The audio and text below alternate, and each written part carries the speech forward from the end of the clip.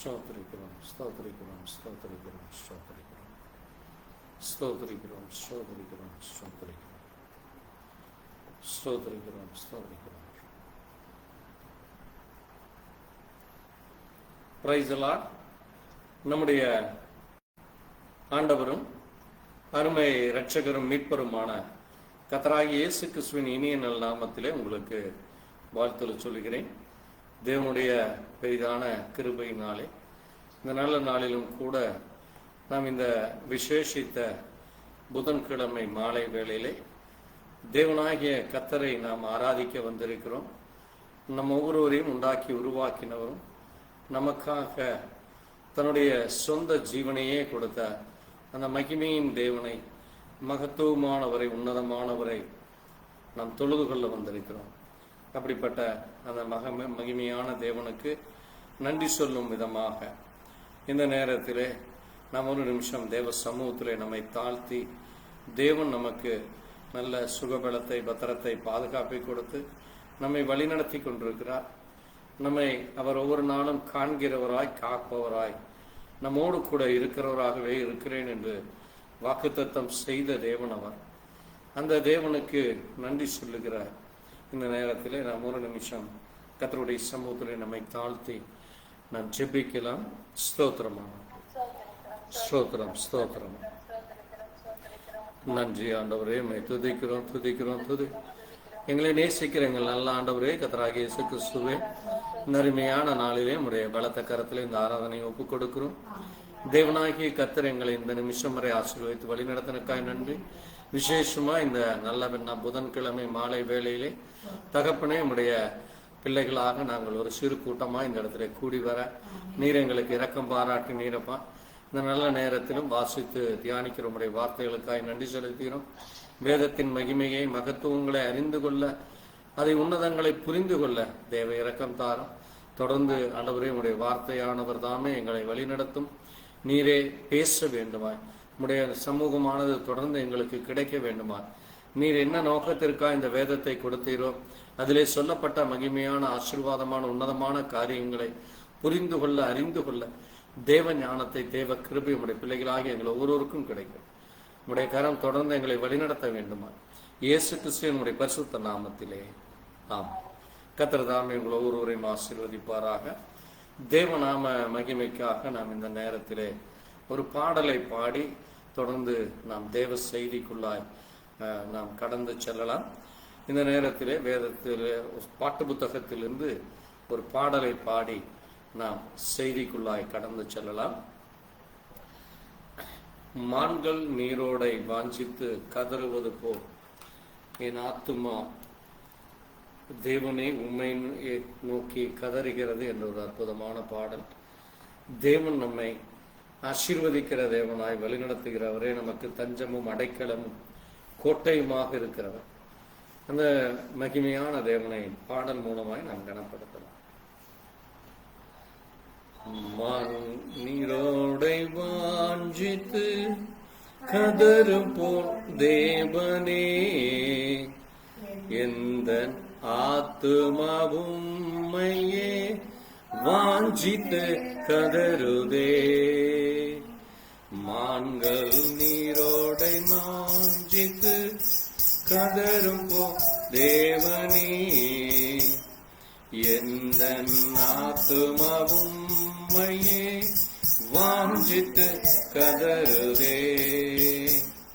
தஞ்சமே நீ, அடைக்கலம் நீ, கோட்டையும் நீ, என்றும் காப்பி.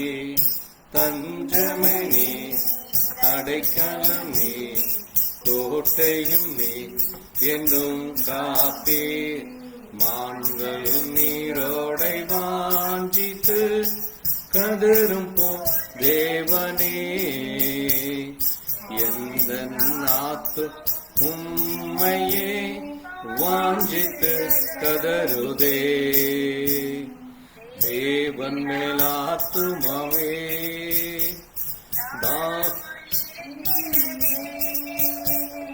தேவன் மேலாத்துமாவே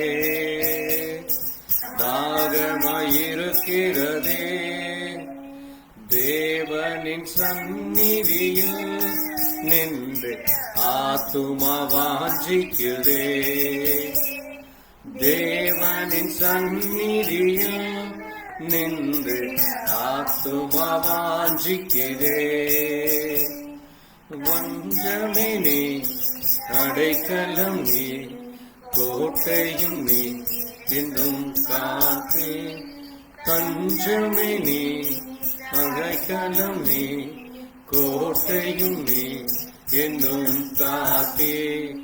மான்கள் நீரோடை வாஞ்சித்து கதரும் தேவனே. எந்த ஆத்துமா உம்மையே வாஞ்சித்து கதருதே. ஆத்துமா கலங்குவதே, நேசரை நினைக்கிடுவே.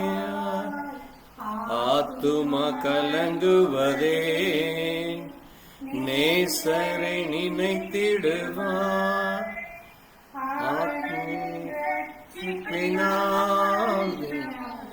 உதித்து போற்றிடுவோம். அவரின் ரட்சிப்பினால் தினம் துதித்து போற்றிடுவே. தஞ்சமே நீ, அடைக்கலம் நீ, கோட்டையும் நீ, என்னும் காப்பே. தஞ்சமே நீ, அடைக்கலம் நீ, கோட்டையும் நீ, என்னும் காப்பே. வான்கள் நீரோடை வாய்த்து கதரும் போல் தேவனே. என் நாத்து உம்மையே காண்பித்து கதறுதே. தானிலும் பெருமோனின் மலைகளிலும் யோர்தான் தேசத்திலும் எர்மோன் மலைகளிலும்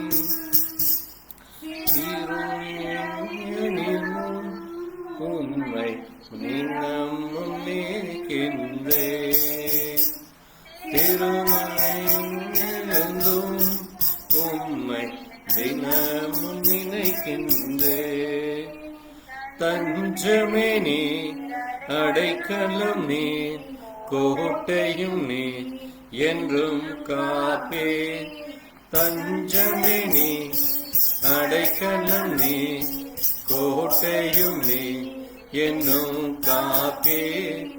மான்கள் நீரோடை வாஞ்சித்து கதரும் போ தேவனே. எந்த ஆத்துமாவும் வாஞ்சித்து கதறுவே. ஆமென். தேவன் எவ்வளவு பெரியவராய் மகத்துவமானவராய் இருக்கிறார். அப்படிப்பட்ட தேவனுடைய சமூகத்திலே நம்மை தாழ்த்தும்படியாக ஒரு நிமிஷம் எழுந்து நின்று இந்த நேரத்திலே நாம் செய்திக்குள்ளாக கடந்து செல்லலாம். நாம் எழுந்து நின்று இந்த நேரத்திலே மத்தேயு எழுதின சுவிசேஷகம், மத்தேயு 4ஆம் அதிகாரம் 1ஆம் வசனத்திலிருந்து 11ஆம் வசனம் வரை நாம் வாசிக்கலாம். அப்பொழுது இயேசு பிசாசினால் சோதிக்கப்படுவதற்கு ஆவியானவராலே வனாந்தரத்திற்கு கொண்டு போகப்பட்டார். அவர் இரவும் பகலும் 40 நாள் உபவாசமாய் இருந்த பின்பு அவருக்கு பசி உண்டாயிற்று. அப்பொழுது சோதனைக்காரன் அவரிடத்தில் வந்து, நீர் தேவனுடைய குமாரனே ஆனால் இந்த கல்லுகள் அப்பமாகும்படி சொல்லும் என்றான். அவர் பிரதியுத்தரமாக, மனுஷன் அப்பத்தினால் மாத்திரம் அல்ல, தேவனுடைய வாயிலிருந்து புறப்படுகிற ஒவ்வொரு வார்த்தையினாலும் பிழைப்பான் என்று எழுதியிருக்கிறதே என்றார். அப்பொழுது பிசாசு அவரை பரிசுத்த நகரத்திற்கு கொண்டு போய் தேவாலயத்துக்கு உப்பரியின் மேல் அவரை நிறுத்தி, நீ தேவனுடைய குமாரனே ஆனால் தாழ புரியும், ஏனெனில் தம்முடைய தூதர்களுக்கு உண்மை குறித்து கட்டளையிடுவார். முத பாதம் கல்லில் இடராதபடிக்கு அவர்கள் உண்மை கைகளில் ஏந்தி கொண்டு போவார்கள் என்பதாய் எழுதியிருக்கிறது என்று சொன்னான். அதற்கு இயேசு, உன் தேவனாகிய கர்த்தரை பரீட்சை பாராதிருப்பாயாக என்றும் எழுதியிருக்கிறதே என்றார். மறுபடியும் பிசாசு அவரை மிகவும் உயர்ந்த மலையின் மேல் கொண்டு போய் உலகத்தின் சகல ராஜ்யங்களையும் அவைகளின் மகிமையையும் அவருக்கு காண்பித்து, நீ சாஷ்டாங்கமாய் விழுந்து என்னை பணிந்து கொண்டால் இவைகளை எல்லாம் உமக்கு தருவேன் என்று சொன்னான். அப்பொழுது இயேசு, அப்பாலே போ சாத்தானே, உன் தேவனாகிய கர்த்தரை பணிந்து கொண்டு அவர் ஒருவருக்கே ஆராதனை செய்வாயாக என்று எழுதியிருக்கிறது என்றார். அப்பொழுது பிசாசானவன் அவரை விட்டு விலகி போனான். உடனே தேவதூதர்கள் வந்து அவருக்கு பணிவிடை செய்தார்கள். ஆமென். நாம் ஒரு நிமிஷம் கண்களை மூடி வாசிக்கப்பட்ட வார்த்தைகளுக்காக ஜெபிக்கலாம். சகோதரர் ஜான் இதற்காக ஜெபிக்கலாம். ஸ்தோத்திரம் ஆண்டவரே. ஆமென்.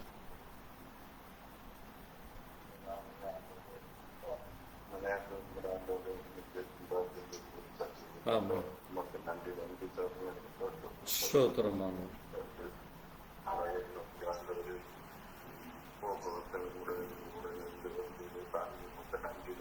நன்றி ஆண்டவரே. ஆமென்.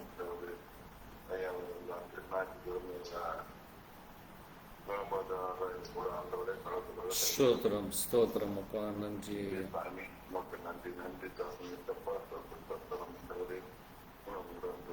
இயேசுவே. நன்றி ஐயா. கருவையாய் நன்றி. ஆமாம்.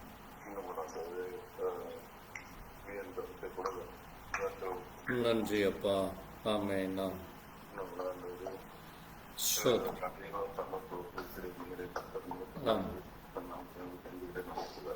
ஆமென் ஆமென். கர்த்தர் தாமே ஒருவரையும் ஆசீர்வதிப்பாராக. வாசிக்கப்பட்ட வார்த்தைகளுக்காக தேவ சமூகத்திலே ஒரு நிமிஷம் நன்றி சொல்லி நாம் ஜெபிக்கலாம். எங்களை நேசிக்கிற நல்ல தகப்பனே, வாசித்த வார்த்தைகளிலே கர்த்தர் தாமே எங்களுக்கு அதனுடைய மகிமையை மகத்துவங்களை அதிலே சொல்லப்பட்ட உன்னதமான காரியங்களை அறிந்து கொள்ள புரிந்து கொள்ள அதை எங்களுடைய இருதயத்திலே ஆண்டவரே நீர்தாமே விளக்கி அதை ஆண்டவரே நாங்கள் எப்படியாக வார்த்தை சொல்லப்பட்டிருக்கிறது, அதனுடைய முழு அர்த்தம் என்ன, அதிலே சொல்லப்பட்ட காரியங்களை அறிந்து கொள்ள ஞானத்தையும் புத்தியையும் அதனுடைய ஆண்டவரே மறைவான மறைபொருளை அறிந்து கொள்ள தேவ கிருபையை தான்.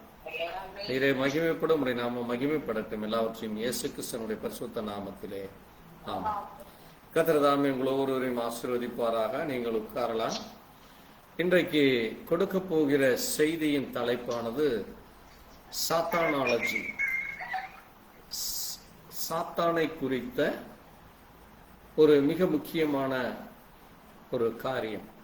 இந்த சாத்தான் யார்? இந்த சாத்தான் எப்படிப்பட்டவன்? அவன் எப்படி உண்டாக்கப்பட்டிருந்தான்? அவன் ஏன் நாம் சாத்தானை பற்றி அறிந்து கொள்ள வேண்டும்? இந்த சாத்தான் எப்படி ஆதி முதல் அவன் என்ன செய்து கொண்டு வந்தான்? எப்படியாக ஜனங்களை அவன் என்னென்ன காரியத்தின் மூலமாக எப்படி செய்து கொண்டிருக்கிறான்? இன்றைக்கும் அவன் என்ன செய்கிறான்? இனி என்ன செய்ய போகிறான்? அவனுடைய துவக்கம் என்ன? அவன் இன்னைக்கு என்ன செய்து கொண்டிருக்கிறான்? அவனுடைய முடிவு என்ன என்று நம்ம இது ஒரு மிகப்பெரிய இந்த காரியம் நீங்க கவனமா கேளுங்க. இது மிக முக்கியமாக பைபிள் காலேஜ் என்று சொல்லுகிற வேதத்தை குறித்து அறிந்து கொள்கிற மிகப்பெரிய ஒரு நல்ல படித்து அறிந்து கொள்ளுகிற பெரிய பெரிய பள்ளி கல்லூரிகளிலே இதை குறித்து போதித்து வருகிறார்கள். ஆனால் தேவ கிருபையால் நம்முடைய சபை பிள்ளைகளுக்கும், அது மட்டுமல்ல, யாரெல்லாம் சாத்தானை குறித்து அறிந்து கொள்ள விரும்புகிறார்களோ, யாரெல்லாம் தேவனுடைய சிருஷ்டிக்கிலே இருக்கிற நம்மை போல அவனும் சிருஷ்டிக்கப்பட்டவன் தான். அப்ப அவனை குறித்து நம்ம ஒவ்வொருவரும் அறிந்து கொள்ள வேண்டும். அப்போ நம்ம அறிந்து கொள்ளுகிற பொழுது மட்டும்தான் அவனுடைய எல்லா தந்திரங்களும் நமக்கு தெரியும். அப்போ அவன் என்ன செய்கிறான், எப்படி அவன் இன்றைக்கு ஜனங்களை வஞ்சிக்கிறான் என்று சொல்லி அறிந்து கொள்ள நமக்கு ஏதுவாக இருக்கும். மிக முக்கியமாக பார்த்தீங்கன்னா, பழைய ஏற்பாட்டிலே கவனமாக கேளுங்க. பழைய ஏற்பாட்டிலே சாத்தானை குறித்து ஒரு 7 புத்தகங்கள்ல சொல்லப்பட்டிருக்கிறது. எத்தனை புத்தகங்கள்ல? 7 புஸ்தகங்களிலே சாத்தானை பற்றி சொல்லப்பட்டிருக்கிறது. அதை குறித்து நம்ம தியானிக்கலாம். அது மட்டுமல்ல, இன்னொரு முக்கியமான ஒரு காரியம்,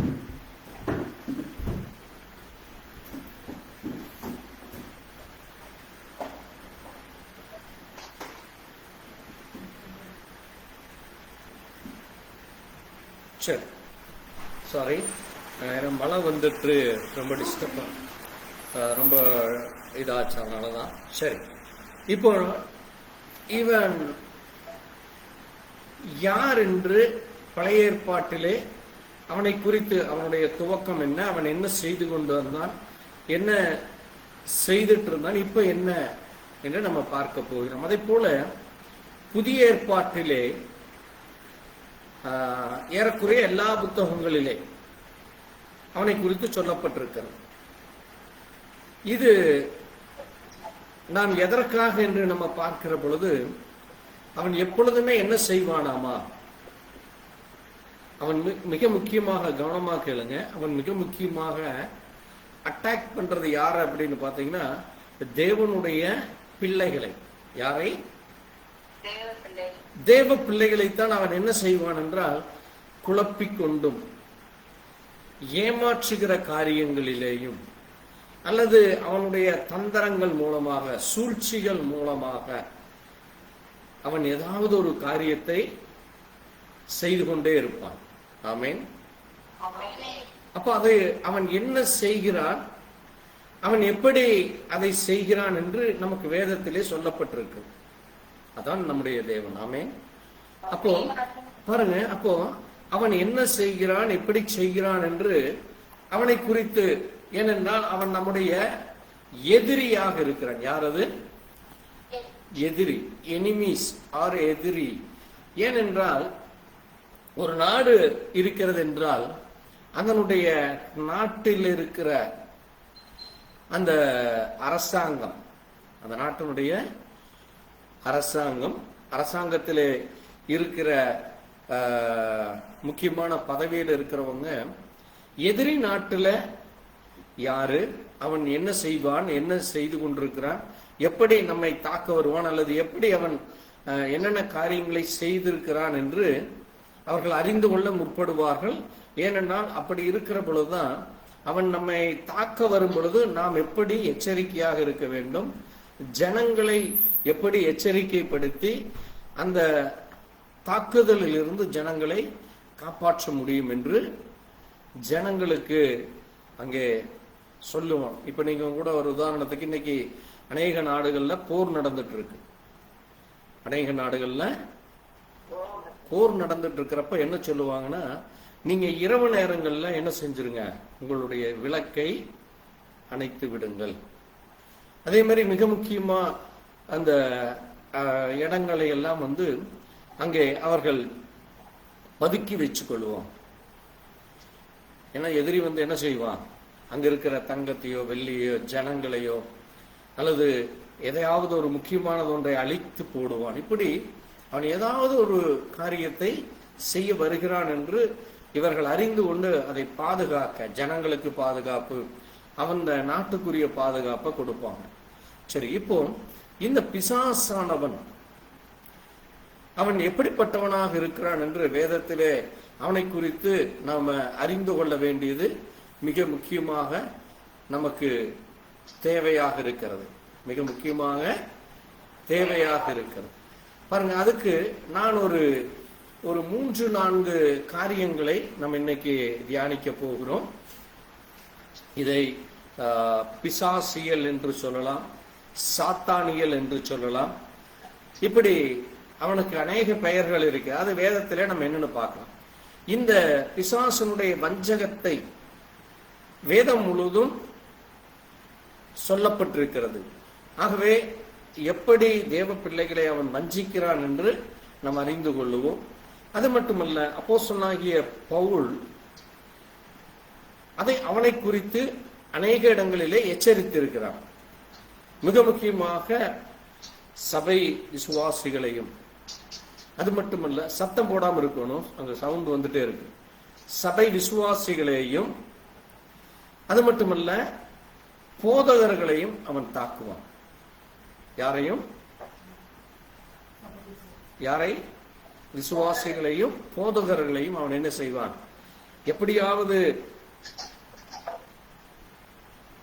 எப்படியாவது அந்த சபையிலே ஒரு தவறான செய்தி மூலமாகவும் அல்லது தவறான நடவடிக்கை மூலமாகவும் செயல்கள் மூலமாகவும் அந்த சபைக்கு கெட்ட பேர் உண்டாக்குறது, அந்த போதகருக்கு கெட்ட பேர் உண்டாக்குறது, அந்த சபை விசுவாசிகளை அங்கே ஏதாவது ஒரு தவறை சுட்டிக்காட்டி சபையை விட்டு பிரிச்சு கொண்டு போறது. இப்படி அவன் என்ன செய்வான்? தந்திரமா வஞ்சகமா அவன் சூழ்ச்சிகளை செய்வான். அப்ப வெளியிலிருந்து பார்க்கிறவங்க என்ன நினைப்பாங்க? அந்த சபையை குறிச்சு, இந்த சபை ஒரு சரியில்லாத சபை, அந்த பாஸ்டர் சரியில்லை, அல்லது என்ன சொல்லுவாங்க, அங்கே நடக்கிற காரியங்கள் எல்லாம் தவறாக இருக்கிறது என்று சொல்லி சொல்லுகிறதை பார்க்கிறோம். அடுத்தது இவன் என்ன செய்கிறான் என்று பார்க்கிறப்போ, விசுவாசிகளை அல்லது தேவ பிள்ளைகளை அவன் குற்றம் சாட்டுகிறவனாக இருக்கிறான். அவன் என்ன செய்கிறான்? குற்றம் சாட்டுவான். இப்ப நம்ம ஆதியாகமத்துல பார்த்தால் தெரியும். ஆதியாகமத்துல முதலாவது அவன் என்ன செய்தான்? ஏவாளை வஞ்சிக்கிறான். அவன் ஏவாள் சொல்றான், இவள் தான் என்னை வஞ்சித்தான், என்னை ஏமாற்றினான். அதே மாதிரி யோபு புத்தகத்துல பார்க்கிறோம்.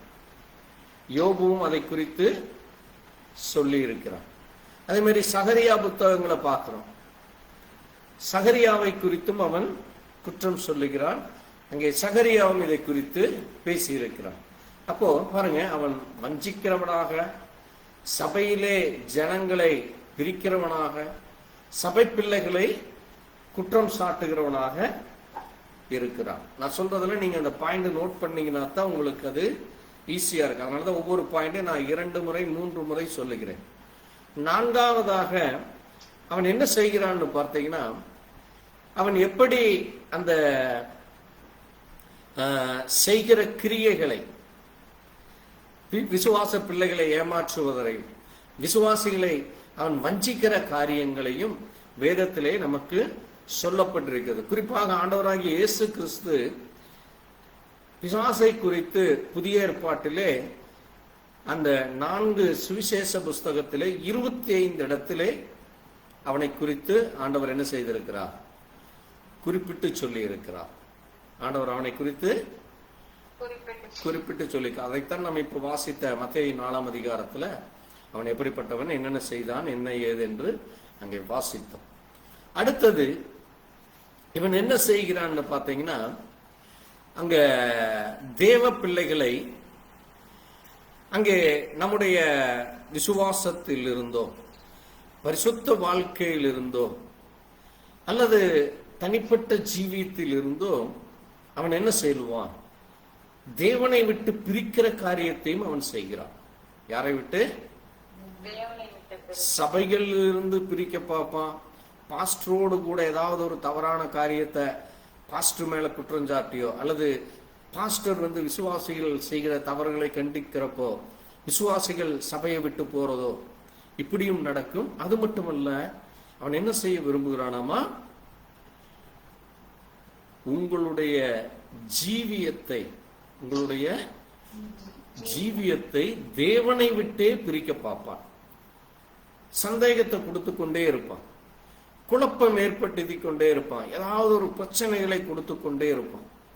அப்ப என்ன நடக்கும்? நம்ம என்ன நினைப்போம்? ஐயோ, என்னடா அது, நம்ம இவ்வளவு ஜெபிக்கிறோம், இவ்வளவு தூரம் விசுவாசிக்கிறோம், எனக்கு மட்டும் ஏன் இந்த பிரச்சனை, எனக்கு மட்டும் ஏன் இந்த தொல்லைகள், ஏன் எனக்கு மட்டும் இந்த கஷ்டம் என்று சொல்லி தேவனை மறுதலிக்கிற வகையிலே, தேவனை அல்லது தேவனை விட்டு விட்டு பிரஜாதி வழிபாடுகளுக்குள்ளாக செல்வதும், அல்லது தேவனுடைய காரியத்தை மறந்து போகிற பிள்ளைகளாக நம்முடைய சரீரத்திலே அவன் என்ன செய்ய விரும்புகிறான்? ஏதாவது ஒரு வியாதிகளை கொடுத்து அல்லது ஏதாவது ஒரு விபத்துகளை ஏற்படுத்தி அவன் என்ன செய்வான்? ஜனங்களை திசை திருப்பி விடுவான். ஜனங்களை திசை திருப்பி விட்டு அவனை என்ன செய்ய விரும்புகிறான் என்றால் தேவனை குறித்து நம்ம மறக்கும்படியாக செய்து விடுகிறான். அப்போ இந்த சாத்தானை நம்ம ஒரு 16 பேர்ல வேதம் சொல்லப்பட்டிருக்கு. எவ்வளவு பேரு? எழுதி கொள்ளுங்கள். 1 பேதுரு. நான் சொல்வதை சீக்கிரம் எழுதிட்டீங்கன்னா நீங்க அப்புறம் பைபிள் எடுத்து வாசிச்சுக்கலாம். இந்த காரியத்தை நீங்க சீக்கிரம் எழுதிக்கீங்க. பிசாசானவனை நாம் எப்படி அடையாளம் காண முடியும் என்று வேதத்திலே அவனுக்கு பல பெயர்கள் கொடுக்கப்பட்டிருக்கிறது. அது நம்முடைய வாழ்க்கையை அது அழித்து போடவும் அல்லது வெவ்வேறு வழிகளிலே அவன் செய்கிற காரியங்களை அடையாளம் காணுவதற்காக சொல்லப்பட்டதாக இருக்கிறது.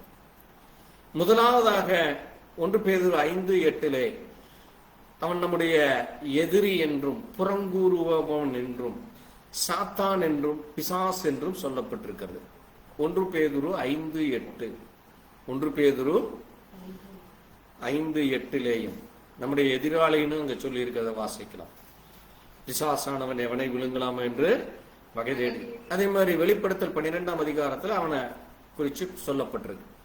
அடுத்தது 2வதாக அவனுடைய பெயர் லூசிபர். அவன் பெயர் என்னது? லூசிபர். அந்த லூசிபர் என்றால் என்ன என்றால் அவன் ஒரு அருமையான ஒரு நட்சத்திரமாக இருந்தான். விடிவெள்ளி நட்சத்திரமாக அவனை குறிப்பிடப்பட்டிருக்கிறது. எசேக்கியேல் 28ஆம் அதிகாரத்திலேயும் ஏசாயா 14ஆம் அதிகாரம் 12ஆம் வசனத்திலே அப்படி சொல்லப்பட்டிருக்கிறதை நாம் வாசிக்கிறோம். அடுத்தது மத்தேயு 12ஆம் அதிகாரம் 24 அவனை பெயல்சபூல். அவன் பேர் என்னது? பெயல்சபூல் என்று அங்கே அவனை குறித்து குறிக்கப்பட்டிருக்கிறது. இந்த பெயல்சபூல் என்றால் அது நீங்க ஹீப்ரூல பார்க்கிறப்ப ஃபென்சஃபால்னு பேர். அப்படின்னா என்ன அர்த்தம்னா அந்த ஈக்களின் அதிபதினு சொல்லுவாங்க. ஈ எப்படி நம்மளை மைன்னு அப்படியே பெருகி அது ரொம்ப ஒரு அன்னீசியா இருக்கும். ஈக்கள் வந்தா அது எப்படி இருக்கும்? ஒரு கஷ்டமான சூழ்நிலையா இருக்கும். வீடுகளே ஏதோ ஒரு துர்நாற்றம் ஏற்பட்டா நீங்க திடீர்னு பார்த்தீங்கன்னா ஏதாவது ஒரு குழந்தைக்கு யூரின் போனாலும் அல்லது மோஷன் போனாலும் இல்லை ஏதாவது ஒரு வீட்டில் நடந்துன்னு வச்சுக்கோங்க, டக்குன்னு எங்கிருந்து தான் அந்த ஈக்கள் வருதுன்னே தெரியாது. அப்ப அந்த மாதிரி பிசாசு என்ன செய்வான்? ஒரு சின்ன காரியம்னால அவன் அங்க வந்து நின்று குற்றஞ்சாட்டுவதற்கும் கெடுத்து போடுவதற்கும் அவன் வருகிறான். 2 கொரிந்தியர் 6ஆம் அதிகாரம் 15ஆம் வசனத்துல பார்க்கிறப்போ அவனை கேலியால் அல்லது நீதிக்கு எதிராக நிற்கிற ஒரு தகுதியற்றவனாக அவனை அங்க நம்ம பார்க்கிறோம். அடுத்ததாக 5வதாக 1 யோவான் 5ஆம் அதிகாரம் 19ஆம் வசனத்தில் அவனை குறித்து சொல்லுகிற பொழுது அவனை பொல்லாதவன் என்று சொல்லப்பட்டிருக்கு. அவன் யாரவன்? பொல்லாதவன். உலகத்தை தன் ஆதிக்கத்திற்கு கீழாக வைத்துக் கொள்ள விரும்புகிறவன் தான் பொல்லாதவன். அடுத்தது இப்ப நம்ம வாசித்த மத்தேயு 4ஆம் அதிகாரம் 10ஆம் வசனத்திலே அவன் எப்படிப்பட்டவனா இருக்கிறான்? சோதிக்கிறவன். யாரவன்? சோதிக்கிறவன். வனாந்தரத்தில் இயேசு இருந்த பொழுது அவன் வந்து இயேசுவை சோதிக்க வருகிறான். அதே போல 7வதாக 1 தெசலோனிக்கேயர் 3ஆம் அதிகாரம் 5ஆம் வசனத்துல அவன் நம்மை சோதிக்க வருகிறான். அது இயேசு கிறிஸ்துவை அங்கே சோதித்தான். அதே போல நம்மை எப்படி அவன் சோதிக்கிறான்? நம்முடைய விசுவாசத்தை அழித்து போடும்படியாக அல்லது விசுவாசத்தை விட்டு வழிவிலக பண்ணும்படியாக நம்மை ஒவ்வொரு நாளும் அவன் ஏதாவது ஒரு வழியிலே சோதிக்க வந்து கொண்டிருக்கிறான். 8வதாக யோவான் 12ஆம் அதிகாரம் 31ஆம் வசனத்துல ஆண்டவராகிய இயேசு சொல்றார், அவன் இவ்வுலகத்தின் அதிபதி. அவன் யாரவன்? இவ்வுலகத்தின் அதிபதி. 9வதாக பவுல் சொல்லுகிறார், அவன் இக்காலத்தின் தேவன். அவன் யாரு? இக்காலத்தின் தேவனம். அவிசுவாசிகளின் மனக்கண்களை குருடாக்கி போடுகிறவன்.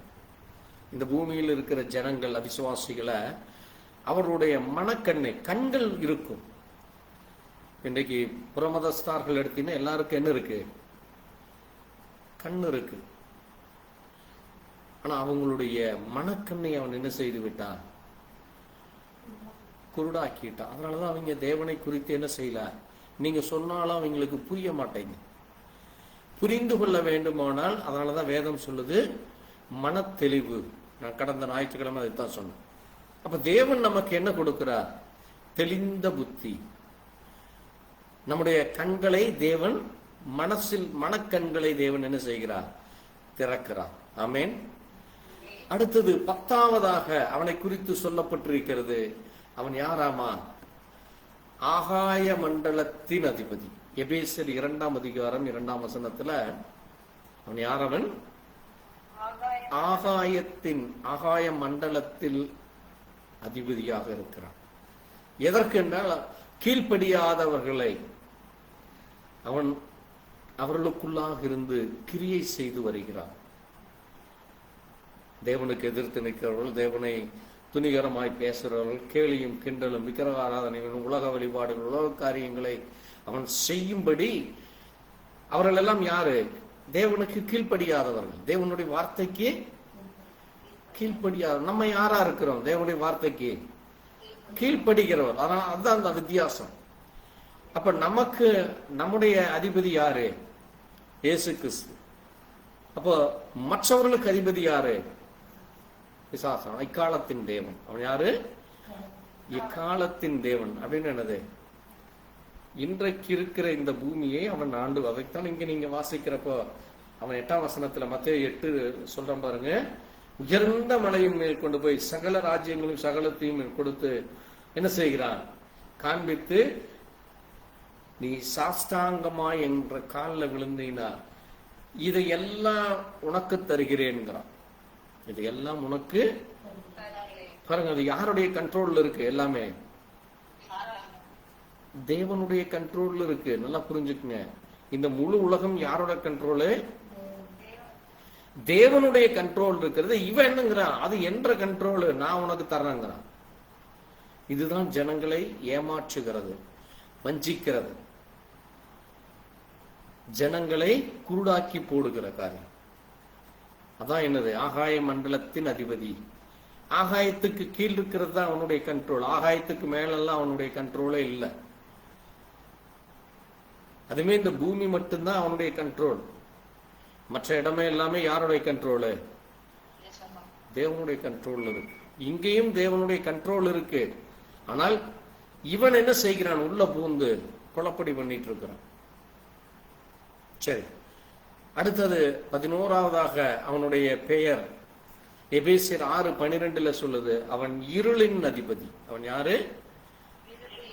இருளின் அதிபதி.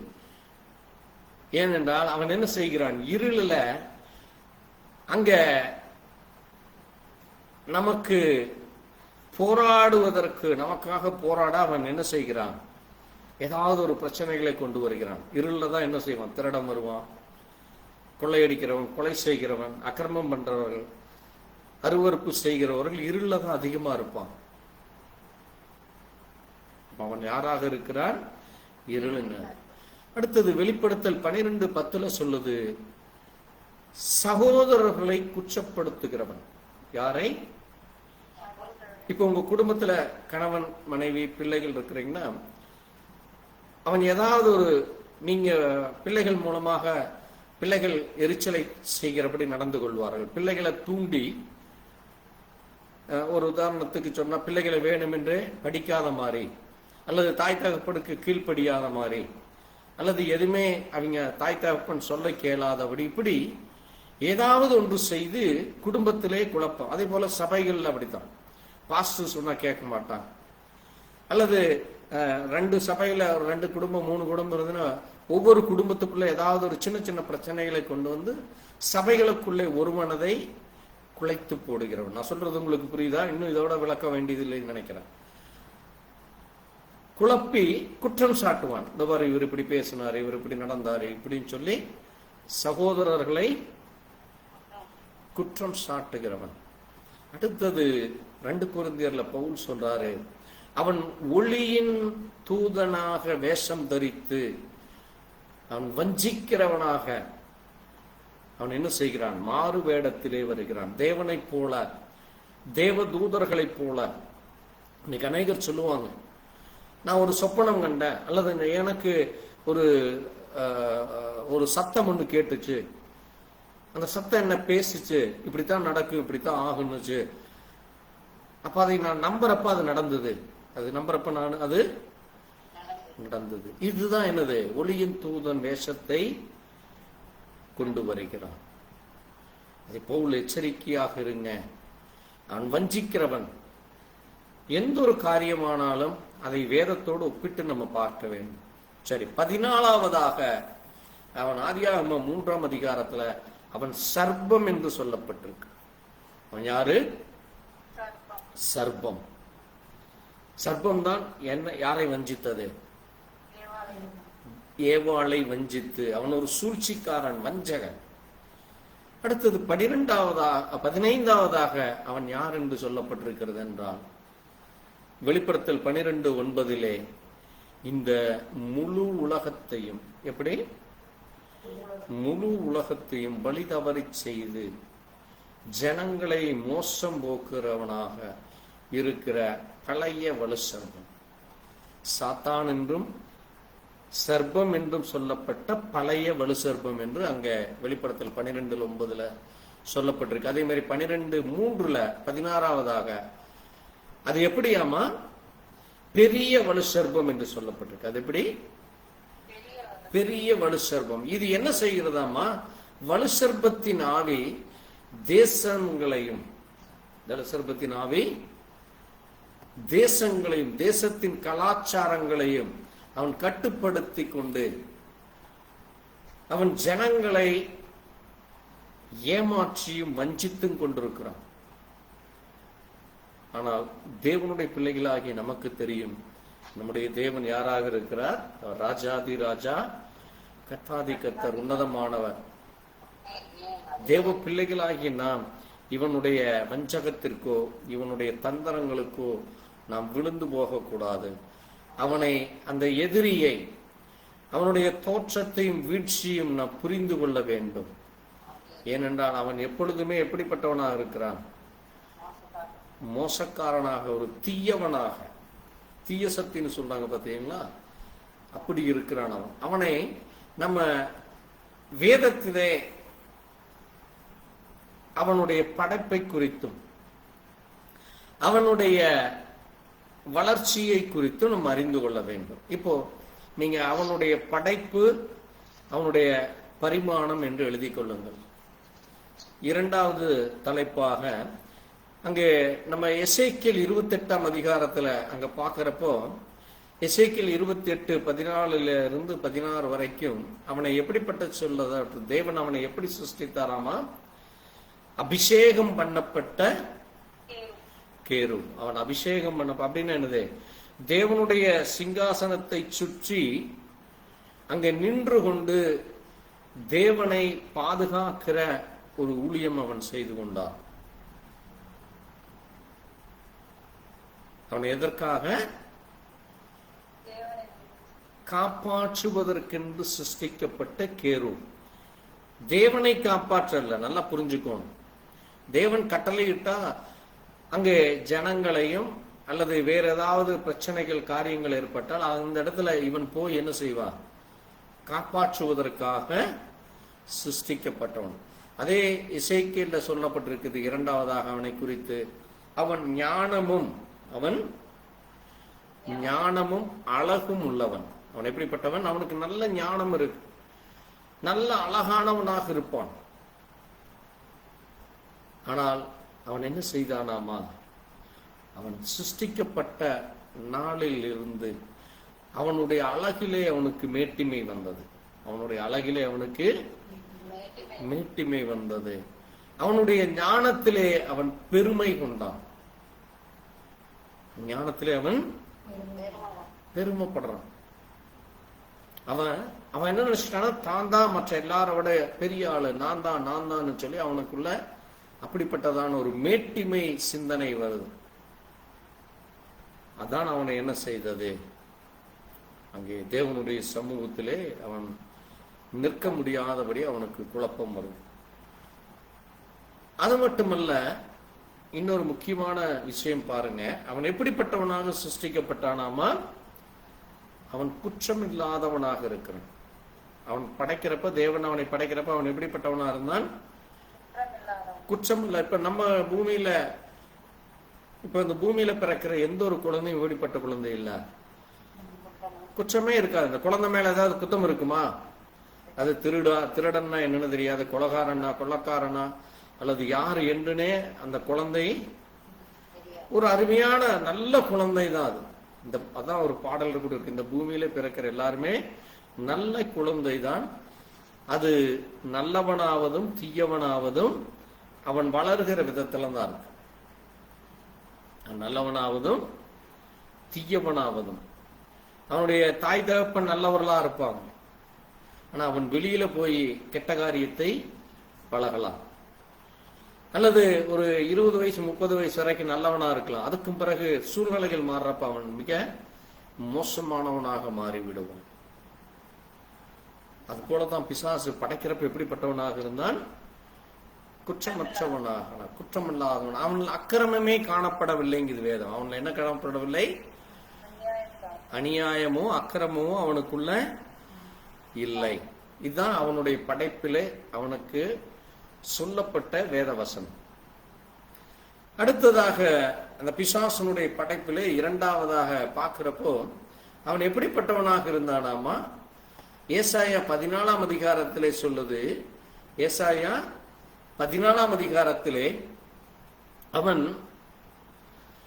அவனுக்குள்ளாக அந்த பெருமை, அந்த வீழ்ச்சி எப்படி வந்தது என்றால், எசேக்கியேல் 28 அதிகாரம் கவனமா புரிஞ்சுக்குங்க. எசேக்கியேல் 28 அதிகாரத்துல அவனுடைய படைப்பை பற்றியும் அவனுடைய அழகை பற்றியும் அவனுடைய ஞானத்தை பற்றியும் அவன் குற்றமற்றவனாக இருக்கிறான் என்று அந்த 3 காரியத்தை நம்ம அங்க பார்க்கிறோம்.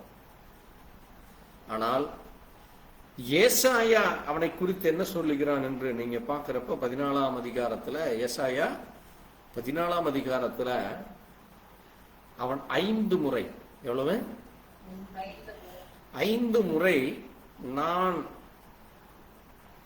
நான் இதை செய்வேன், நான் அப்படி, நான் இப்படி என்று சொல்லி தன்னை பெருமையாக பேசிக்கொள்கிறான். அதான் என்னது, நான் தேவனுடைய சிங்காசனத்திற்கு மேலாக, தேவனுடைய படைக்கப்பட்ட நட்சத்திரங்களுக்கு மேலாக என்று சொல்லி அவன் ஆராதனை செய்கிறதற்கு, தேவன் தான் ஆராதனைக்குரியவர்.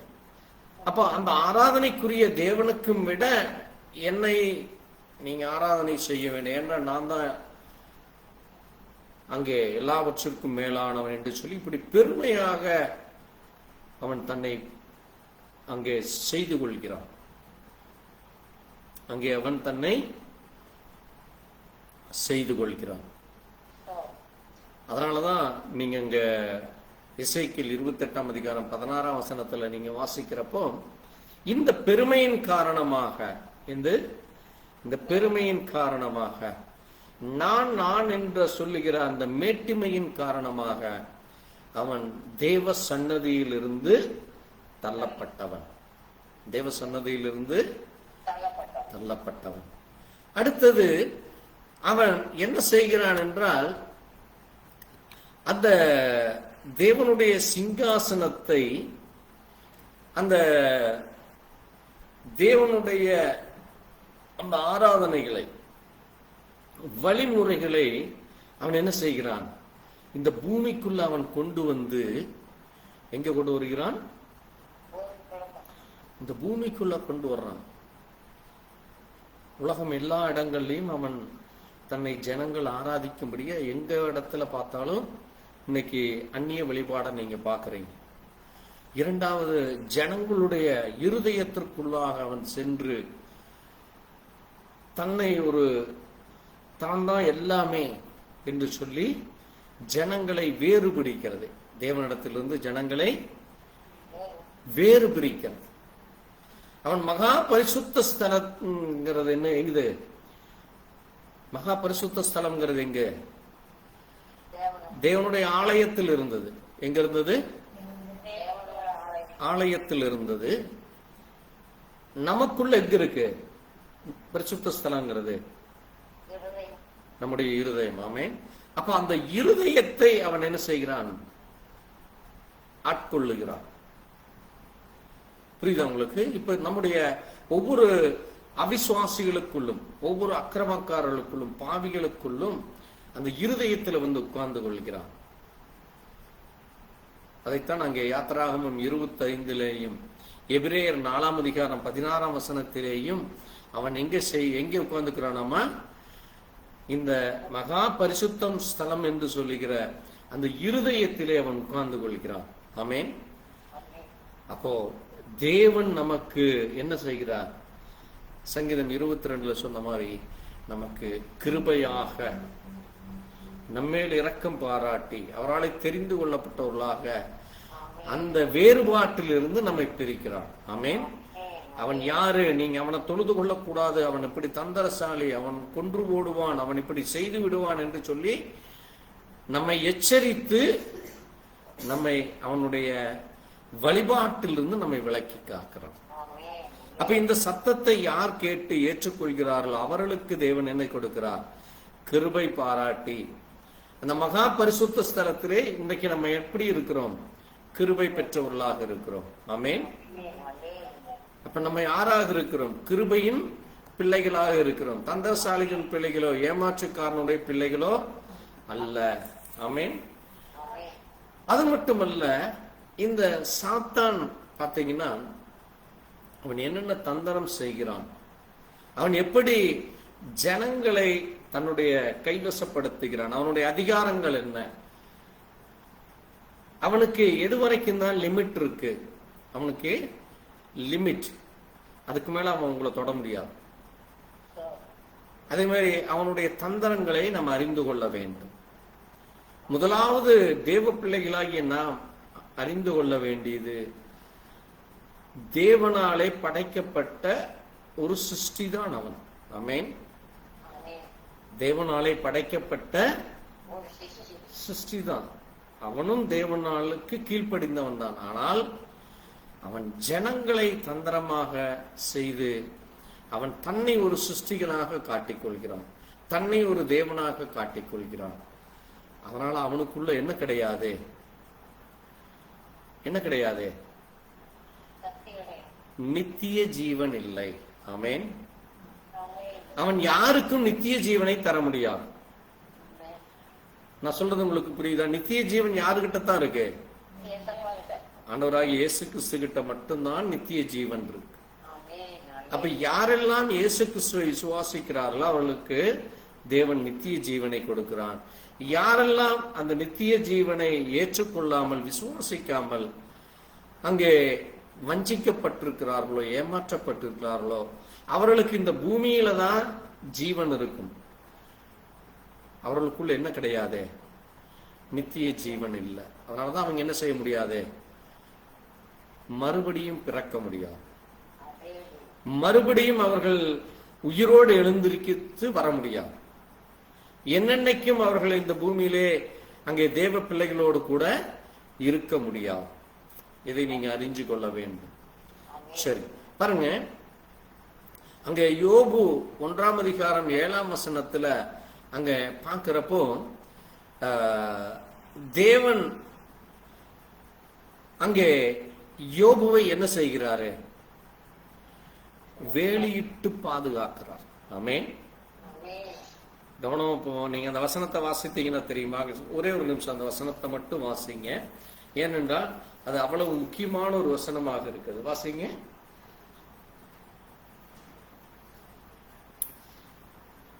கர்த்தர் சாத்தானை பார்த்து 7 10 வரைக்கும் வாசிங்க. சீக்கிரம் வாசிங்க. கர்த்தர் சாத்தானை பார்த்து, நீ எங்கே இருந்து வருகிறாய் என்றார். சாத்தான் கர்த்தருக்கு பிரத்யுத்தரமாக, பூமி எங்கும் உலாவி அதில் சுற்றித் திரிந்து வருகிறேன் என்றான். கர்த்தர் சாத்தானை நோக்கி, என் தாசனாகிய யோபின் மேல் கவனம்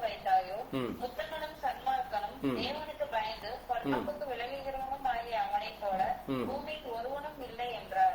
அதற்கு சாத்தான் கர்த்தருக்கு பிரத்யுத்தரமாக, யோபு விருதாவாகவா தேவனுக்கு பயந்து நடக்கிறான்? நீர் அவனையும் அவன் வீட்டையும் அவனுக்கு உண்டான எல்லாவற்றையும் சுற்றி வேலி அடைக்கவில்லையோ? பாருங்க, போதும். அப்போ ஒரு மனிதனை தேவன் சுற்றி வேலி அடைக்கிறப்போ, ஆமென், என்ன செய்ய முடியாது? சாத்தானால தொடக்கூட முடியாது. ஆமென். அதனாலதான் தேவ பிள்ளைகளாக்கி நமக்கு ஆண்டவர் என்ன சொல்றாரு? இதோ உங்களை என் உள்ளங்கையிலே வரைந்திருக்கிறேன், உங்களை தொடுகிறவன் என் கண்மணியை தொடுகிறான். என்ன செய்ய முடியாது? உங்களை தொடக்கூட முடியாதவன். ஆமென். அதனாலதான் சாத்தான் ஆண்டவர்கிட்ட வந்து முறையிடுறான். ஆண்டவரே, நான் அவனை தொட முடியல, யோபுவை. அப்ப அவனுக்கு என்ன கிடையாது? முழு அதிகாரம் இல்லை. அவனுக்கு என்ன கிடையாது? முழு. இப்போ ஒரு கவர்மெண்ட் எடுத்தீங்கன்னா கவர்மெண்ட்டுக்கு எல்லா அதிகாரம் இருக்கு.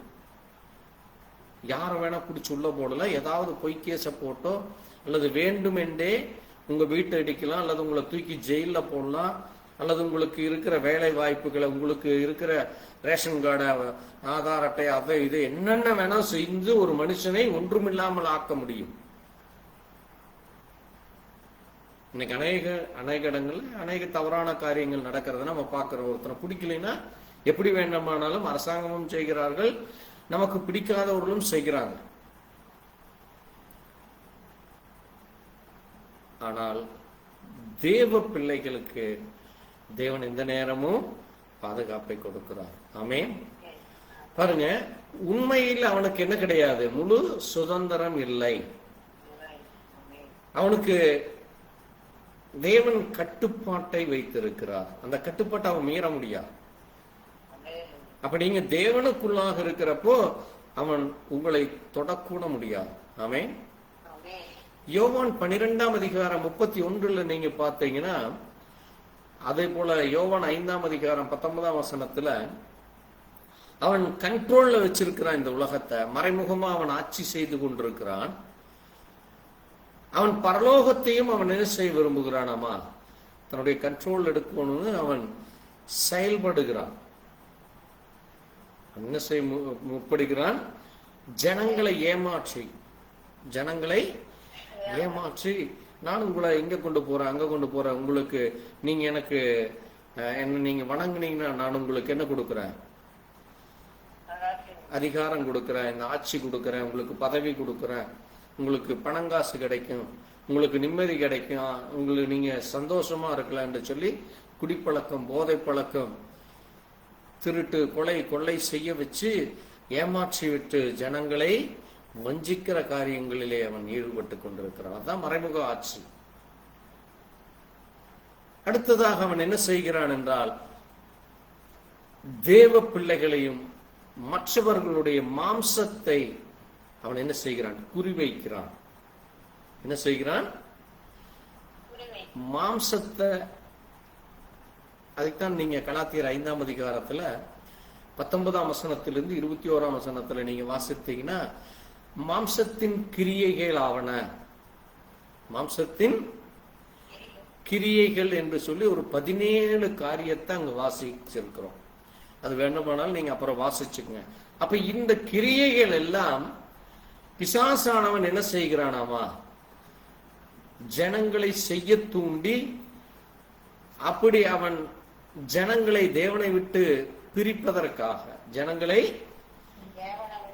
பிரிக்கிறக்கும், தேவனோடு கூட உங்களுக்கு இருக்கிற அந்த உறவை கெடுத்து போடும்படியாக, தேவனோடு கூட உங்களுக்கு இருக்கிற அந்த உறவை கெடுத்து போட அவன் செய்கிறான். அதான் என்னது? விபச்சாரம், வேசித்தனம், அசுத்தம், காமவிகாரம், விக்கிரகாராதனை, பில்லிசூனியம், பகை, விரோதங்கள், இப்படி ஏதாவது ஒரு காரியத்தை செய்கிறது. அப்ப அவன் என்ன செய்கிறான்? மாம்சத்தின் மூலமாக அந்த கிரியைகளை செய்து ஜனங்களை அவன் தேவனை விட்டு பிரிப்பதற்காக செய்கிற காரியமா. அடுத்தது அவன் என்ன செய்கிறான் என்றால், தேவனுடைய பிள்ளைகளை அவன் என்ன செய்கிறான்? உலக காரியங்களுக்குள்ளாக, உலக இச்சைகளுக்குள்ளாக, மாம்ச இச்சைகளுக்குள்ளாக விழப்பண்ணுவதற்கு பிளவுகளை ஏற்படுத்துகிறான். அவன் என்ன செய்கிறான்? பிளவுகளை ஏற்படுத்துவான். தேவனை விட்டு உங்களை எப்படியாவது பிரிச்சு போடணும். ஓ, நீ என்ன பெரிய விசுவாசியா? அப்போ விசுவாசத்தை உடைக்கிறதுக்கு என்ன பண்ணணும்?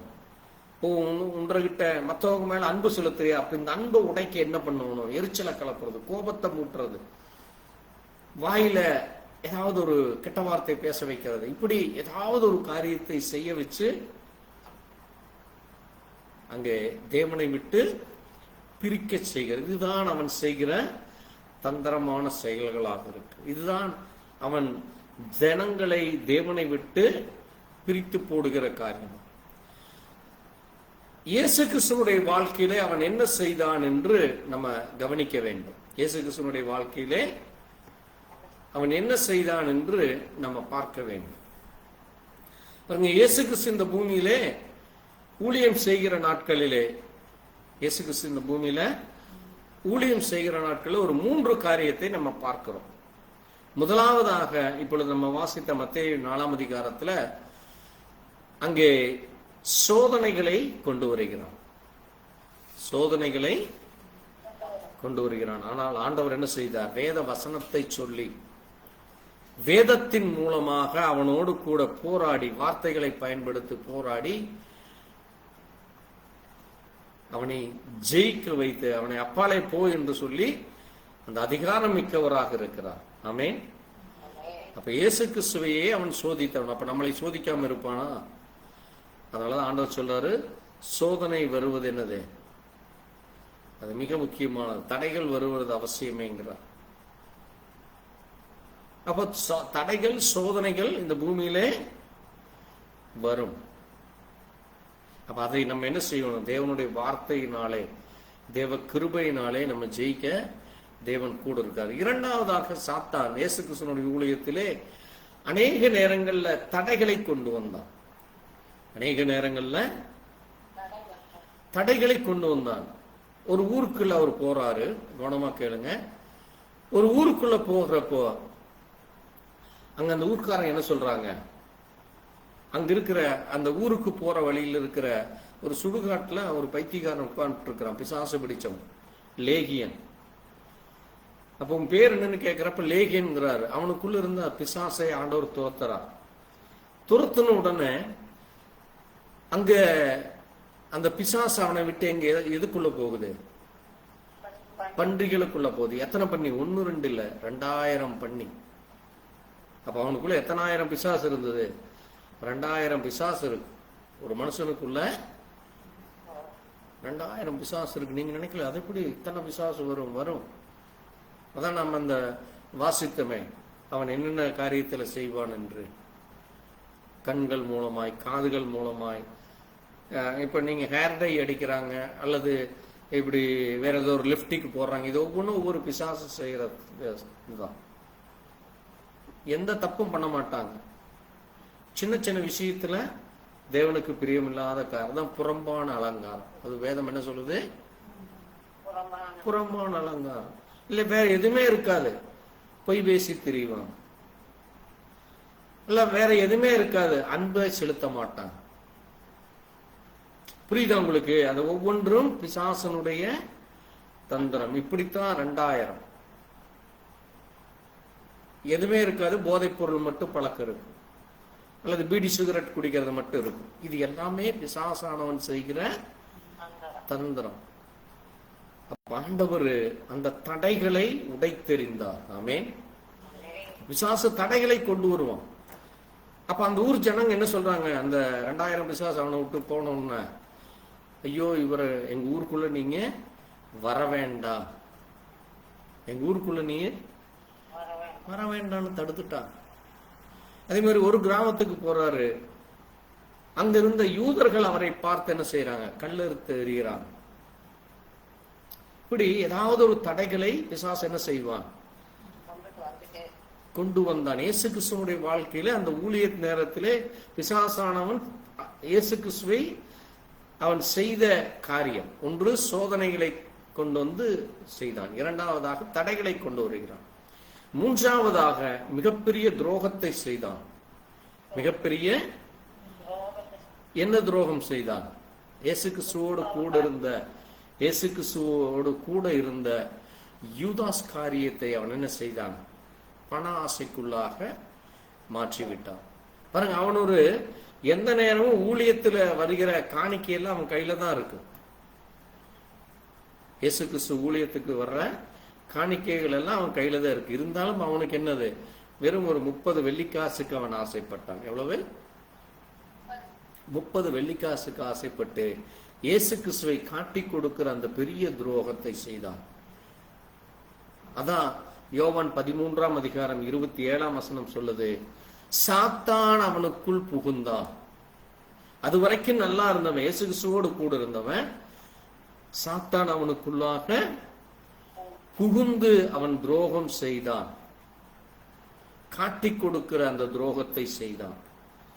அப்ப காட்டி கொடுக்கிறது என்பதும் பிசாசனுடைய வேலை. இப்ப பள்ளிக்கூடத்துல பார்த்தீங்கன்னா ஏதாவது ஒரு பிரச்சனை வந்துடும், கூட இருக்கிற நண்பனையே காட்டி கொடுப்பாங்க. வேலைக்கு போற இடத்துல நல்லா பழகுவாங்க, ஏதாவது ஒரு பிரச்சனைங்கிறப்ப காட்டி கொடுத்துருவாங்க. இப்படி குடும்பத்திலே நடக்கு, நண்பர் கூட்ட நடக்கு, நிறைய பார்த்துருக்கிறோம். அப்போ இப்படி காட்டி கொடுக்கிற அந்த அதுவும் ஒரு விதமான துரோகம். அது யார் மூலமா வருகிறதாமா? பிசாசானவன் கொண்டு வருகிற செயல். பிசாசானவன் கொண்டு வருகிற செயல். அதான் இதுதான் இந்த 3 காரியத்தை அவன் என்ன செய்தான்? இயேசு கிறிஸ்துவினுடைய வாழ்க்கையில செய்தான். பாருங்க, அங்க அப்போஸ்தலர் 1ஆம் அதிகாரத்துல அங்க நம்ம பார்க்கிறப்போ அவன் என்ன செய்யப்பட்டானாமா? இப்படி செய்ததினாலே அவன் தன்னுடைய இருதயத்தை, தன்னுடைய பண இச்சையை, பண ஆசை செய்ததினாலே அவன் முடிவிலே அவனுக்கு கொடுக்கப்பட்ட அந்த அப்போஸ்தல ஊழியம், சீசர் என்கிறதை அவன் இழந்து போனான். அவனுக்கு என்ன கிடைக்கல? சீசன் என்கிற அந்த ஊழியத்தை, மகிமையானதை இழந்து போனான். 12 அப்போஸ்தலர்கள் என்று சொல்றோம், 12. ஆனா அதுல ஒருத்தன் விழுந்து போனான். பாருங்க, அது அப்போஸ்தலர் பதவி. அது ஒரு மிகப்பெரிய ஒரு அற்புதமான ஊழியம். நான் சொல்றது உங்களுக்கு புரியுதா? அப்ப சாத்தான் நமக்கு கொடுக்கிற இந்த அருமையான ஜீவனை அவன் எப்படியாகிலும் தேவனை விட்டு நம்மை பிரிக்க பார்ப்பான். ஆமென். நம்ம மிக எச்சரிக்கையாக இருக்கு. அதனாலதான் பாருங்க, இன்றைக்கு அவிசுவாசிகள் வாழ்க்கையிலே அங்கே சாத்தான் எப்படி தாக்குகிறான் என்று நீங்க அடுத்தது நம்ம முதலாவது இயேசு கிறிஸ்துவினுடைய வாழ்க்கையில பார்த்தோம். இன்றைக்கு அவிசுவாசிகளுடைய வாழ்க்கையிலே சபைகளுக்குள்ளாக இருந்து சபை விசுவாசிகளை அவிசுவாசிகளாக மாற்றி போடுகிற காரியம். சபை விசுவாசிகளையும் அவன் என்ன செய்ய விரும்புகிறான்? அவிசுவாசிகளாக மாற்றி அவர்களுக்குள்ளும் இருந்து அதை கிரியை செய்யறான். அதைத்தான் நாங்க முதலாவதாக யாரை பார்த்தோம்? யூதாஸ். யூதாஸ் யாரா இருந்தான்? ஒரு நல்ல விசுவாசியா இருந்தான். ஆண்டவர் சொல்றாரு, நீங்க தான் எனக்கு சாட்சி, நீங்க போங்க, போய் சாட்சி சொல்லுங்க, நீங்க கிராமத்துக்குள்ள போங்க, பிசாசுகளை துரத்துங்க, இதை செய்யுங்கள் அதை செய்யுங்கள் என்று ஆண்டவர் அவர்களுக்கு அதிகாரத்தை கொடுத்திருந்தார். ஆனால் கடைசியில் அவன் என்ன ஆயிட்டான்? அவிசுவாசியிலும் கேடுகட்ட அவிசுவாசியாய் அவன் மரித்து கொள்கிறான். அவன் என்ன செய்தான்? தூக்கு போட்டு இறந்துட்டான். சரி, நான் இப்போ இந்த அவிசுவாசிய அங்கே சாத்தான் எவ்விதமாக செய்கிறான் என்று சொல்லி நான் இதோட முடிச்சுட்டு நான் அடுத்த வாரம் நம்ம இதைய தொடர்ந்து நம்ம தியானிக்கலாம். இந்த பாயிண்ட் நீங்க எழுதி வச்சுக்கோங்க. வெளிப்படுத்தல் 2ஆம் அதிகாரம் 10ஆம் வசனத்துல அங்கே சபைகளை அவன் எப்படி துன்புறுத்துகிறான், அவர்களை அவிசுவாசிகள் ஆக்கும்படி அவன் எப்படி அவன் முயற்சி சொல்கிறான் என்று அங்க நம்ம பார்க்கிறப்போ, சபைகளுக்குள்ளாக இருக்கிற விசுவாசிகளை அவன் என்ன செய்ய விரும்புகிறான்? வெளிப்படுத்தல் 2:10 பார்க்கிறப்ப துன்புறுத்தி என்ன செய்கிறான்? துன்புறுத்தி அங்கே சிறையில் அடைப்பதும் அல்லது உடல் கைகால்களை அடிக்கிறதும் சபைகளை இடிச்சு போடுவதும் இப்படிப்பட்ட காரியங்களை செய்து அங்கே நம்மை அவிசுவாசியாக்க அவன் தாக்குதல் செய்கிறத நம்ம பார்க்கிறோம். இரண்டாவதாக அவன் என்ன செய்கிறான்? மக்களுடைய இருதயங்களை அவன் உள்ளே பூந்து மெய்யான தேவனை வணங்குவதற்கு பதிலாக பொய்யானதை வணங்கும்படியாக, மெய்யான தேவனை வணங்குவதை விட்டுட்டு, எப்படி இஸ்ரவேலர்கள் விழுந்து போனார்கள்? அந்நிய வழிபாடுகளை ஏற்றுக்கொண்டதா? அங்கே தேவன் இதெல்லாம் செய்ய வேண்டாம்னு சொன்னார். அந்நிய வழிபாடு பண்ணாத, தீ கடக்காத, உன் பிள்ளைகளை மற்றவர்களுக்கு கொடுக்காதே, மகளையோ மகனையோ என்று சொல்லப்போ அவங்க மற்ற புறஜாதிகளுக்குள்ளதான் போய் என்ன செய்தார்கள்? திருமணம் செய்து கொண்டார்கள். அப்போ அந்த வழிபாடே என்ன ஆகி போச்சு? நாளாக நாளாக தவறான வழிபாடாக மாறியது. பாருங்க, அடுத்தது அவன் என்ன செய்கிறான் என்றால், அங்கே 2 கொரிந்தியர் 4ஆம் அதிகாரம் 4ஆம் வசனம் சொல்லுது, அங்கே மனதை குருடாக்கி போடுகிறான். தேவ பிள்ளைகளுடைய மனதையும் குருடாக்கி அப்படின்னு என்னது? பணாசை காட்டுறது, அல்லது ஆசையை தூண்டுவது, அல்லது அப்படியே பேசி நயமா பேசி வஞ்சகமா பேசி அப்படியே ஒரு சிலர் சொல்லுவாங்க, ஐயோ அவன் நான் பேசினா நல்லா அருமையா பேசினா, ஆளை பார்க்கறதுக்கு நல்லா டீசெண்டா இருந்தா, நல்லா நாங்க நல்ல ஆளுகள்னு நினைச்சோம், ஐயோ இப்படி எங்களை ஏமாத்திட்டு போயிட்டானே, எங்களை இப்படி பண்ணிட்டு போயிட்டானே என்று சொல்லி இன்றைக்கு ஜனங்கள் கதறத நம்ம பார்க்கணும். அப்ப அது என்னது? மனதை குருடாக்குகிற காரியம். பாருங்க, ஆனால் தேவ பிள்ளைகள், நீங்க தேவனுடைய ஒளியில இருக்க நடந்து கொள்ள வேண்டும். தேவனுடைய வழியில நீங்க நடக்கிறப்ப அவன் உங்களை ஏமாற்ற முடியாது. அது மட்டுமல்ல, லூக்கா 8ஆம் அதிகாரத்துல பார்த்தீங்கன்னா அங்க ஆண்டவர் சொல்றாரு, தேவனுடைய வசனம் அது வார்த்தை நிலத்துல விழுகுது, ஆனா பிசாசு என்ன செய்கிறானாமா? பிசாசு என்ன செய்கிறானாமா? பிசாசு என்ன செய்கிறானாமா? மழை வர்றப்ப களையாக வருகிறான். இரண்டாவது, ஜனங்களுக்கு நெருக்கடி கொடுத்து, போராட்டங்களை கொடுத்து என்ன செய்கிறாங்க? விழுந்து போக செய்கிறான். அடுத்தது அவன் என்ன செய்கிறான்? வேரூன்றி வர முடியாத மாதிரி காற்றையும் மழையும் கொடுத்து, அல்லது காற்றை அடிக்காது, அல்லது மழையே வராத மாதிரி ஏதாவது ஒன்று செய்து ஜனங்களை மதிமயக்கி போடுகிற தந்திரத்தை அவன் செய்கிறான். பாருங்க, அதான் மத்தேயு 4ஆம் அதிகாரத்துல அவன் என்ன செய்கிறானாமா? இந்த மாயமான வல்லமையும் பெரிய வரங்களும் தனக்கு இருப்பதாக அவன் என்ன செய்கிறான்? பொய்களை சொல்லுகிறான். பெரிய வல்லமைகளும் பெரிய அங்கே மகத்துவம் அவனுக்கு இருக்கிற மாதிரி ஜனங்களை பொய்களை சொல்லி ஏமாற்றுகிறது. அதான் இங்க நீங்க மத்தேயுல நீங்க வாசிக்கிறப்ப பாத்தீங்க, அவன் என்ன சொல்லுகிறான் பாருங்க. 4ஆம் அதிகாரத்துல அவன் சொல்றதே என்னது? இந்த கல்லுகளை அப்பமாக மாத்தும். ஏன்னா என்ன சொல்றாரு? இந்த கல் அப்பமாக மாத்தும் என்று சொல்லி சொல்றப்ப அவன் என்ன சொல்றான் பாருங்க. என்னவாமா? என்னவாமா? ஆண்டவர் தான் மாத்த முடியுங்கிறாருல்ல, மாத்த சொல்லுங்கிறான். ஆண்டவர் சொல்றாரு, மனுஷன் அப்பத்தினால் மாத்திரமல்ல தேவனுடைய வாயிலிருந்து புறப்படும் ஒவ்வொரு வார்த்தையிலும் பிழைப்பான். வார்த்தையில் தான் பிழைப்பு உண்டு, கல்லுகளை மாத்துறது அல்ல. இப்படி ஒவ்வொரு வார்த்தையா சொல்லி பாருங்க. நீங்க அடுத்தது அவன் சொல்றதே பாருங்க, நீ மேலிருந்து கீழே குதியும், தாழ குதியும், உண்மை குறித்து எழுதிட்டு இருக்குது இல்ல, அங்க உங்களுடைய பாதத்தை தாங்கறதுக்கு தூதர்களை அனுப்புவார்னு சொல்லி. அப்ப ஆண்டவர் சொல்றாரு, என்ன சொல்றாரு? தேவனாகிய கர்த்தரை பரிசு. இன்னைக்கு அநேகர், நீங்க ஒரு சிலர் எல்லாம் பாத்தீங்கன்னா, பைபிள் சொல்லுதல்ல உனக்கு வியாதியே இல்லைங்க, இதெல்லாம் அப்புறம் எதுக்கு உனக்கு வியாதி வருது? சமாதானம் தர்றங்கிறார்ல, அப்புறம் உன் ரூட்ல பிரச்சனை இருந்துட்டு இருக்கு. எங்க உன் ரூட்ல சமாதானம் இருக்கு? எங்க உன் ரூட்ல பிரச்சனை இல்லாம இருக்கு, வியாதி இல்லாம இருக்கு? இப்படி என்ன செய்வான்? உங்களை குழப்பி போட 4 பேர் அனுப்புவோம். புரியுதா உங்களுக்கு? அப்போ நம்ம என்னவாக இருக்க வேண்டும்? மிக கவனமாக, எதிரிக்கு இடத்தை கொடுக்காதபடி. எப்படி அங்கே யூதாஸ் அவன் என்ன செய்கிறான்? எப்படி விழுந்து போனான்? பிசாசனுடைய தந்திரத்துக்காக எதிரிக்கு இடம் கொடுக்கிறான். இப்ப அவன் அந்த 30 வெள்ளிக்காசு எனக்கு வேண்டாம், நான் இயேசு கிறிஸ்துவை நான் காட்டி கொடுக்க மாட்டேன்னு சொல்லி இருந்தா எப்படி இருந்திருக்கும்? ஆனா அவன் என்ன ஆயிட்டான்? அந்த 30 வெள்ளிக்காசு மேல ஆசை வந்துருச்சு, பண ஆசை. அதே மாதிரி வசனத்தை அவன் என்ன செய்கிறான்? அங்க லூக்கால வாசித்த மாதிரி வசனத்தை அவன் திசை திருப்பி போடுகிறான். அப்ப அந்த வசனத்தையும் நம்ம கவனமாக கையாள வேண்டும். அங்கே 2 கொரிந்தியர்ல சொல்லப்பட்டபடி அந்த இருளான காரியத்தை நம்ம கவனமாக இருக்க வேண்டும். போராட்டம் இருக்கும், அது இருக்கும், இது இருக்கும், பிரச்சனைகள் இருக்கும்.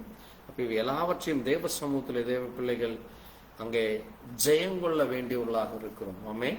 பிசாசனுடைய தந்திரங்களையும் அவனுடைய காரியங்களையும் அறிந்து நம்ம கவனமாக இருக்க வேண்டிய. கர்த்தருக்கு சித்தமானால் வருகிற வாரங்களிலே தொடர்ந்து, ஏனென்றால் நம்ம ஒரு 4 பாயிண்ட் தான் பார்த்துருக்கணும் இதுவரைக்கும். இன்னும் அநேக குறிப்புகள் இருக்கு. இதெல்லாம் கவனமா நீங்க நோட் பண்ணீங்கன்னா தான் அவன் எப்படிப்பட்டவன், என்ன ஏது என்று நம்ம சரியாக அவனை புரிந்து கொண்டு நாம் எதிர்த்து நின்று ஜெயங்கொள்ள முடியும். ஆமென். நாம் அவனை எப்படி எல்லாம் அவனுக்கு நம்ம திசை திரும்ப கூடாது, அவனுக்கு இடம் கொடுக்க கூடாது என்று சொல்லி அறிந்து கொள்ள வேண்டும். வாசித்த வார்த்தைகளை, தியானித்த வார்த்தைகளை கர்த்தர் தாமே ஆசீர்வதிப்பாராக. நம்ம ஜெபிக்கலாம். எங்களை நேசிக்கிற எங்கள் நல்ல ஆண்டவரே, கர்த்தராகிய இயேசு கிறிஸ்துவே, இந்த அருமையான நேரத்திலே வாசித்த வார்த்தைகளுக்காய் நன்றி செலுத்துகிறோம். கர்த்தர் தாமே இம்மட்டும் எங்களை ஆசீர்வதித்து வழிநடத்தி, எங்களை பலப்படுத்தி, எங்களை பாதுகாத்து, எங்களோடு கூட இருந்து, ஆண்டவரே, நீர் பிசாசானவன், அவன் எப்படிப்பட்டவன், அவன் எப்படி தந்திரசாலியாய், ஒரு ஏமாற்றுக்காரனாய், ஒரு வஞ்சகனாக அவன் ஆண்டவரே எவ்விதமாய் ஜனங்களை தேவ சமூகத்தை விட்டு பிரிக்கிறவனாகும், எப்படியாக அவன் சதி செய்து மோசம் செய்து அவன் என்ன செய்து கொண்டிருக்கிறான் என்று எங்களுக்கு வேத வார்த்தைகள் மூலமாக அறிந்து கொள்ள நீர் கிருபை கொடுத்தீரப்பா. தொடர்ந்து நாங்கள் ஆண்டவரே வருகிற நாட்களில் இன்னும் அதிகமான காரியங்களை அறிந்து கொள்ள கிருபை, கேட்ட வார்த்தைகளை இருதயத்திலே பதிந்து கொள்ளவும், அதை இன்னும் அதிகமாக நாங்கள் தியானிக்க, நாங்கள் குறிப்பெடுத்த அந்த வார்த்தைகளை குறித்து இன்னும் அதிகமாக கர்த்தர் தாமே எங்களோடு கூட பேசும். கேட்ட வார்த்தைகளை கேட்ட பிள்ளைகளை கர்த்தர் தாமே ஆசீர்வதித்து பலப்படுத்தும், பாதுகாத்தரணும். பிசாசானுடைய வஞ்சகத்திற்கு, பிசாசானுடைய தந்திரங்களுக்கு, சதி மோசங்களுக்கு நாங்கள் ஒருவரும் சிக்கிக்கொள்ளாதபடி நாங்கள் அந்த நித்திய ஜீவனை சுதந்திரித்துக் கொண்டுள்ளோம். மெய்யான தேவனாகிய உம்முடைய வெளிச்சத்திலே நடக்கிற பிள்ளைகளா, வார்த்தையை உறுதியாய் பற்றிக் கொள்கிறவர்களாய் இருக்க தேவ கிருபையை தாரும். தொடர்ந்து உம்முடைய அன்பு ஆசீர்வாதம் வழிநடத்தல் எங்கள் ஒவ்வொருவருக்கும் கிடைக்கும். சித்தமானால் வரும் ஞாயிற்றுக்கிழமை ஆராதனையிலும் தொடர்ந்து நடக்கிற ராபோஜன பந்தியிலும் எங்களை பங்கு கொள்ள இரக்கம் பாராட்டி வழிநடத்த வேண்டுமா இயேசு கிறிஸ்துவினுடைய பரிசுத்த நாமத்திலே ஆமாம். என் ஆத்மாவே கர்த்தரை ஸ்தோத்திரி, முழுமே பரிசு நாமத்தை ஸ்தோத்திரி. என் ஆத்மாவே கர்த்தரை ஸ்தோத்திரி, கர்த்தர் செய்த சகல உபகாரங்களும் மறவாதே. ஆமாம். அல்லேலூயா. கர்த்தரை ஸ்தோத்திரம். கர்த்தர் தாமே உங்கள் ஒவ்வொருவரையும் ஆசீர்வதிப்பார். எங்களுக்காக, எங்களுடைய ஊழியங்களுக்காக ஜெபித்துக் கொள்ளுங்கள். God bless you. பிரைஸ் எல்லாம்.